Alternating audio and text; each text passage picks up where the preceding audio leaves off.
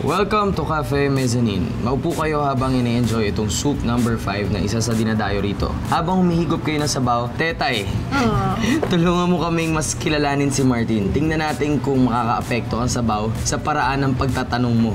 Yan. 2, 3, go! Bago kayo turuan tungkol sa soup na yan, meron muna tayong gagawin. Since ang Cafe Mezzanine ay ang Fireman's Coffee Shop, pasusuotin ko kayo ng suot ng fireman bago kayo kumain.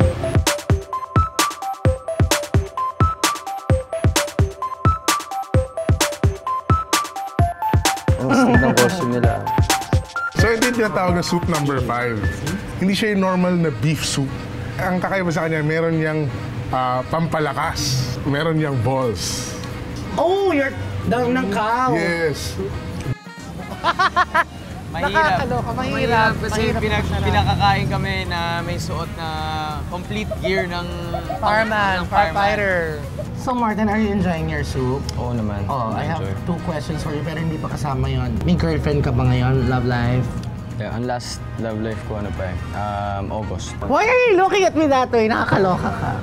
If ever magkakaroon ka ba ng girlfriend, would you make her eat the soup? Ngayon nalaman ko may ganito dito. Malamang pakadaling ko dito para, pwede bang ikaw na lang yung Oh my God, let's have some more! Kaya na yung init. So, nag-enjoy naman ba kayo sa soup ninyo? Opo, lalo na kung din ako chinichika. Kumakain nga po. Opo. Yes po, Sir Jericho. Just kidding. Ang sarap po. Siyempre, kailangan meron ako ibigay kay Miss Yan. Ito yung pabaon natin kay Miss Yan. So, pag nakita niyo siya, para matikman naman niya kung anong meron sa Cafe Mezzanine. Makakarating po. Pero sana pasuotin hindi muna po. Siyempre, bago kayo umalis, kailangan bigyan ko kayo ng panibagong task. Ito yung panibagong task. Okay. Ayan, pareho na kayong hot na hot. Oo nga, sige King. Magpa-sweet naman tayo sa next destination nyo. Ang quick snack na nasa 637 Carvajal Street. Yan, 2, 3, go! 637. Quick snack. Quick snack. Ayun, there. Quick snack. Hi, ni hao. Isa sa pinakamatandang restaurant dito sa Binondo ay ang Quick Snack. At dito matitikman natin hindi lang Chinese dahil balita ko, pati Indonesian food meron sila dito. Kaya hindi ko na naman ito paliligtasin. Kakain uli ako. At nandito na tayo sa Quick Snack at kasama ko si Sir El Rey. Sir, ano po bang specialty dito sa Quick Snack? Well, si Quick Snack, ang specialty niya ay mga noodles, tapos itong kutsaya, yung ating Kutsaya. pie. So ito talaga yung binabalik-balikan dito. Yes, ma'am. Yay! Hello, Quick Snack! Hello, good morning. Yeah, welcome to Quick Snack. I'm Tetay. Pleased to meet you. Nice to see you. Upo muna tayo. Okay po.